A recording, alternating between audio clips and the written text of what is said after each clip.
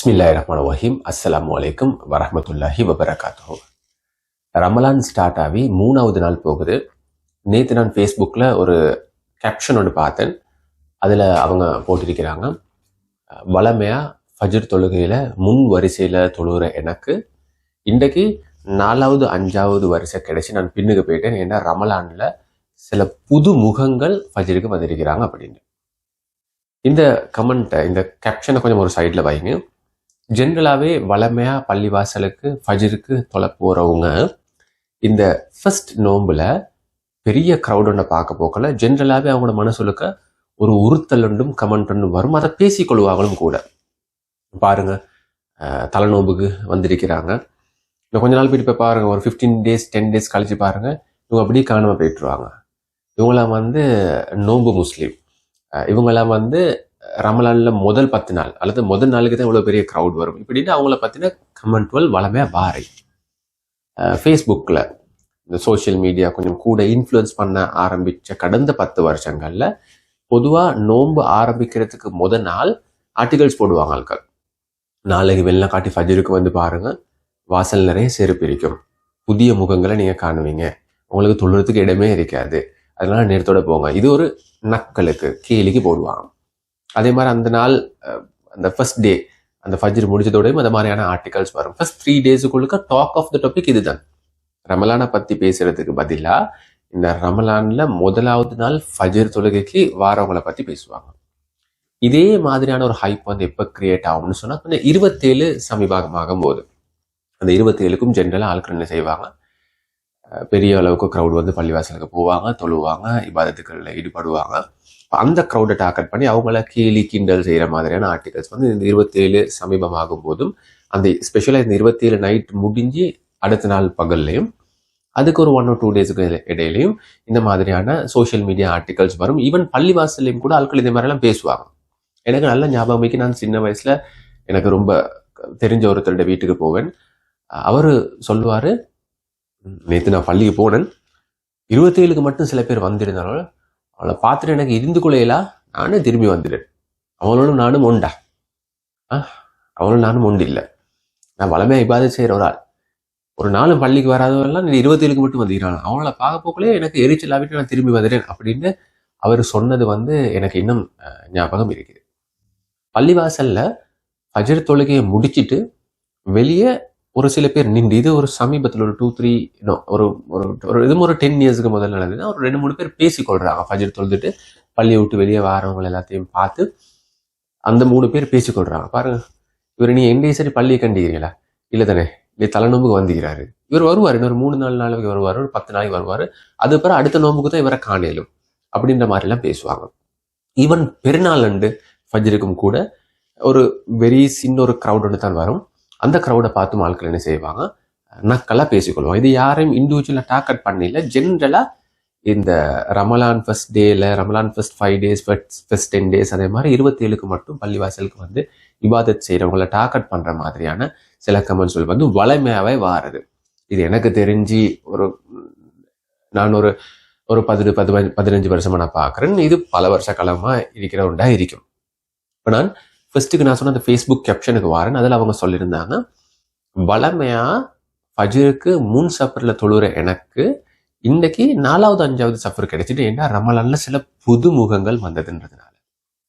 இப்போ நாங்கள் எங்களுக்கு நல்லா தெரிஞ்ச ஒரு ருதுவா தான் லாஹுல வலாக்குவத்து இல்லா பில்லா.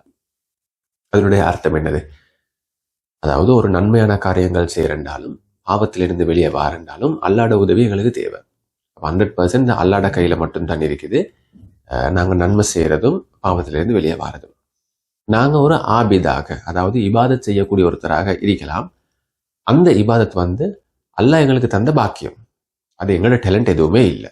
நாங்கள் குர்ஆன் ஓதுறதா இருக்கலாம், நோன்பு பிடிக்கிறதா இருக்கலாம், உம்ரா செய்யறதா இருக்கலாம், ஹஜ்ஜு செய்யறதா இருக்கலாம், ஜக்காத் சதக்கா கொடுக்கறதா இருக்கலாம், மற்றவங்களுக்கு உதவி செய்யறதாக இருக்கலாம், தொழுவுறதாக இருக்கலாம், அது ஃபஜ்ரா இருந்தாலும் சரி, தஹஜ்ஜுதா இருந்தாலும் சரி, இதெல்லாம் அல்லாஹ் எங்களுக்கு தர பாக்கியம்.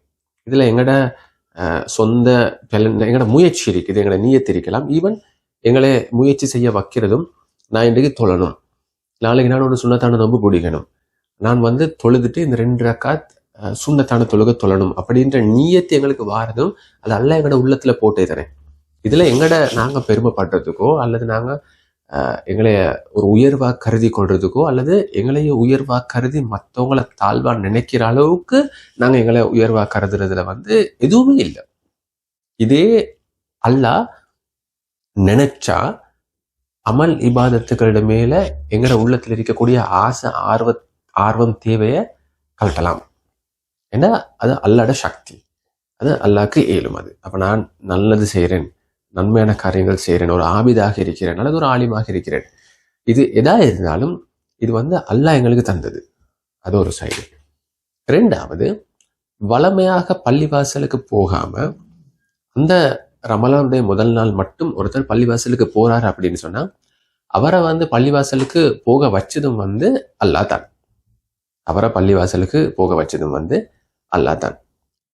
வளமையாகவே தொழாத ஒருத்தர் அவரோட வாழ்நாள்ல ரமலான் முதலாவது நாள் சஹர் செஞ்சுட்டு நான் இந்த போய்ட்டு பள்ளியில போயிட்டு தொழணும் அப்படின்னு அவர் ஃபீல் பண்ணி அவர் போயிட்டு தொழுகிறாரு அப்படின்னா அவரோட உள்ளத்துல அந்த நீயத்தை, அந்த ஆசையோ என்னமோ ஒரு தேவையை அது போட்டது அல்லாஹ்.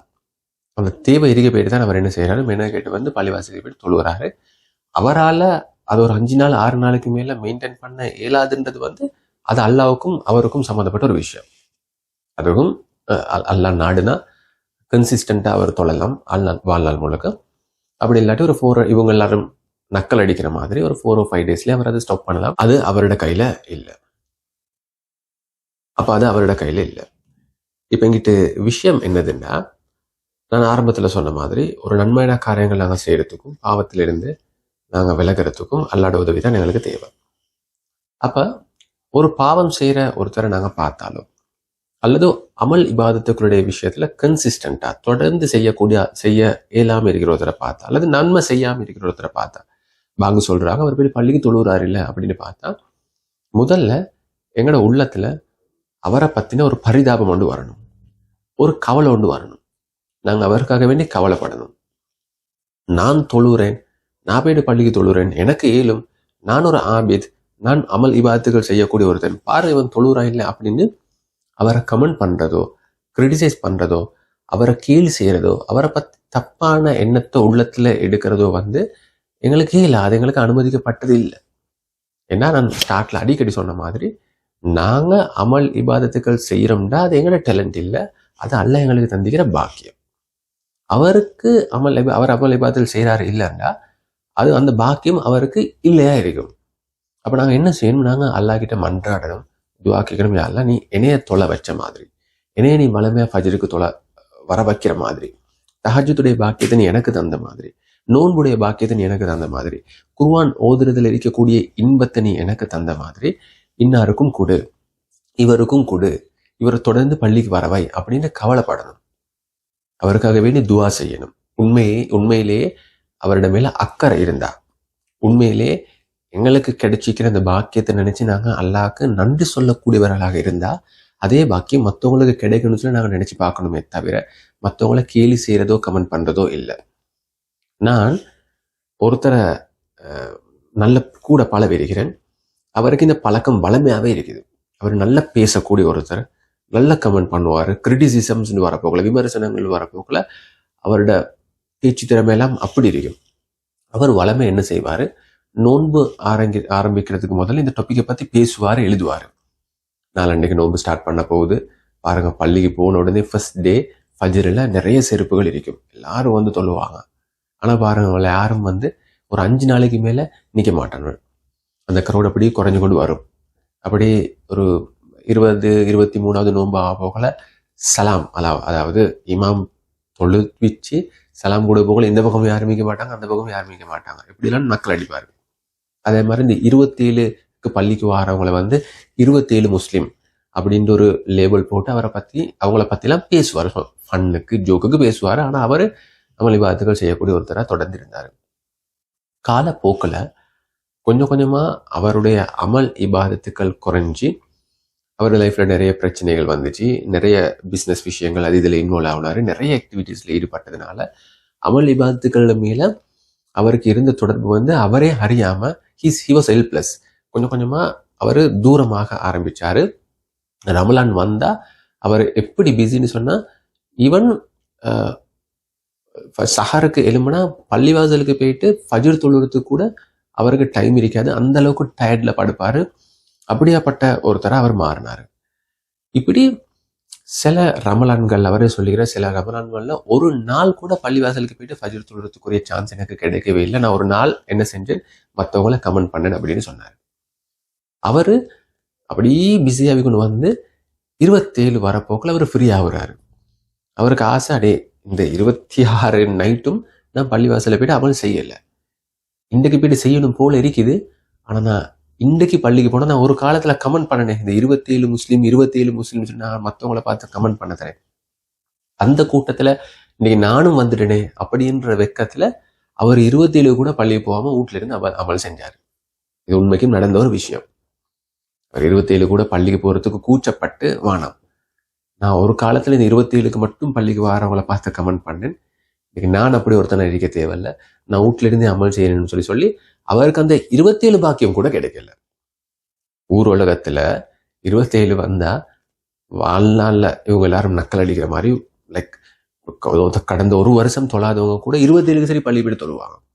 ஆனா அப்படி தொழுகிறவங்களை நக்கல் அடிச்ச இவரு அந்த 27க்கு கூட பள்ளிவாசல்ல போயிட்டு தொழ முடியாத ஒருத்தராக மாறினாரு.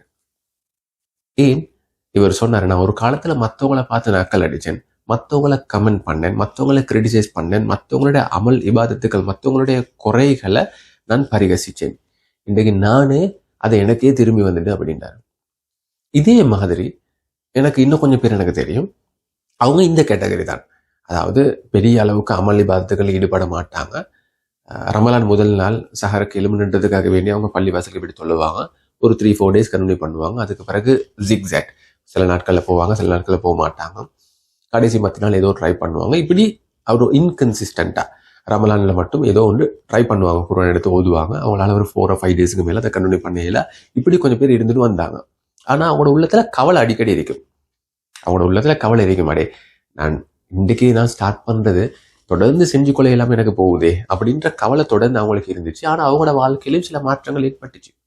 அவங்க பிஸ்னஸ்ல செட்டில் ஆனதுக்கு பிறகு, புள்ளில் பேரிஸ் ஆனதுக்கு பிறகு, அல்லது ஏதோ ஒரு ஜமாத்துக்கு போனதுக்கு பிறகு, அல்லது ஏதோ ஒரு பயானோடு கேட்டதுக்கு பிறகு அவங்க மீண்டு ஃபுல் அண்ட் ஃபுல் பள்ளியோட தொடர்பில் இருந்து ஃபஜ்ர் மிஸ் பண்ணாம அல்லாட பாதையில ஆட்களுக்கு நல்ல விஷயங்களை சொல்லிக் கொடுக்கக்கூடியவங்களாக அவங்க மாறி இருக்கிறாங்க.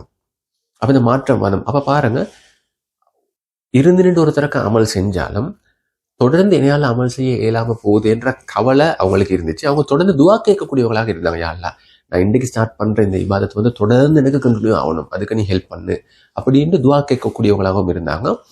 அவங்க ஒரு சில நாட்கள் ஃபஜ்ர் மிஸ் ஆகும் போதோ, தஹஜ்ஜுடைய பாக்கியம் கிடைக்காத போதோ அதை நினைச்சு கவலைப்படக்கூடியவங்களாக இருந்தாங்க.